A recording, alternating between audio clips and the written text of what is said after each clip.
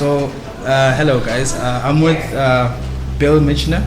He's the Executive Director of Lighthouse. As you know, Lighthouse has had a huge impact in changing the class division as well as the dynamics in the social structure, especially within the youth sector, in empowering the youth here in Nebraska, in Lincoln, United States. Mr. Michener, would you introduce yourself? Just tell us who you are, where you're from, and what is your interest, and how did you come to join, Lighthouse? Sure. Bill Michener, I'm the Executive Director here at Lighthouse. I've actually been involved with the program since its inception. I was one of the original youth almost, 24 years ago. And I've worked with the organization for 17 years, coming up through the ranks from a volunteer coordinator now to Executive Director. So it's just a passion of mine, obviously, from the services that I was provided as a youth to now being able to provide those same services and more to the young people today. Thank you very much. So would you then say that this program, you have sort of been like a beneficiary of the program? And if so, in what sense? Well, actually, I came from a little bit of a destructive home. Both my older brothers went on to prison. No boy in my family graduated from high school. So when I was connected to Lighthouse, I had dropped out of high school with no credit hours. So they're the ones that helped get me back involved and get me back into school to believe enough in myself to be able to graduate. I ended up graduating the top 3% of my class after dropping out for 3 years. And then I went on to get my bachelor's degree and ultimately my master's degree in counseling. That's great. Viewers would be misled into thinking that Lighthouse is this state-owned organization. Would you perhaps bring clarity on that and perhaps enlightening us on how Lighthouse was established? Sure. Well, Lighthouse was established through our founder, Pete Allman. He was actually working full-time for his family business and felt like something was missing in his life. And so his dad told him to go volunteer. And he decided to go to an organization called the Covenant House out of New York. And at New York, he got to see poverty. He got to see so many different things, transsexuals, violence, all kinds of stuff. And when he came back, everybody wanted him to talk about his experience. And through all his speaking engagements, people were like, don't we need something like that here in Lincoln? And in his mind, he thought, this is the all-American city. We don't need anything like that here in Lincoln, Nebraska. But then we did a formal needs assessment and found out something was needed here for these young people in Lincoln.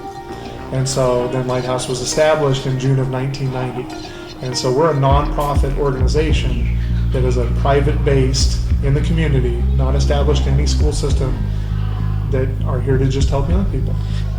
What plans does Lighthouse have, or what vision, what goal, what does it hope and seek to see in the future achieved? Well, obviously graduation rates increase. Lincoln is proud to have one of the highest graduation rates across the nation. We're about 7 to 8 percentage points higher than the national average. That's still, there's always room for improvement for that. And those are just on-time graduations. We also want to see how can we re-engage the students that have dropped out? How can we re-engage the students that are disconnected to school altogether? Because they still need to have that stepping stone. We would love in the future to see a catch-up classroom here to where young people that have dropped out of high school or feel like they're too far behind to go on can come here, catch those credits back up, and then go back to school and end up getting their high school diploma. Yes.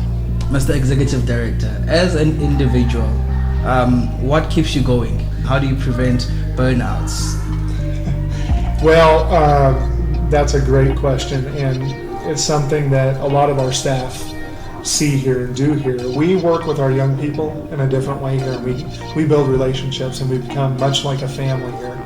And so when the ultimate happens, when they're walking across that stage to graduation, it's like being a proud parent, seeing the end result of them graduating from high school. So honestly, our kids are very talented and they just need someone to be there for them. So that's what keeps me going. In closing, Mr. Bill, what would you say to viewers out there, be it potential investors, be it people who would want to come here, be it people who would want to learn something from this idea? what would you say to them, and what are your perceptions on social, change? Well, that's the thing. Social change takes society to make change. And that's where we need people to embrace this thought that everybody has a hand in changing our young people and getting them through. Because without us changing our young people, you hear all the time, these are our future, but yet people take that for granted. And they're not willing to stand up and help or to take care of our young people in the way they need to be taken care of. And so it takes high expectations, it takes healthy boundaries. But the most important thing that we ever do here is we create relationships, because a young person first has to feel like they belong to something and they're cared about before they care about school, before they care about their community, before they care about anything else. They have to feel like they're cared about first. So if people can't get on board to care about our children, whether it's volunteering, whether it's helping fund, or whether it's starting their own program to help make change in our young people, then I don't know what else I can say to help get people involved.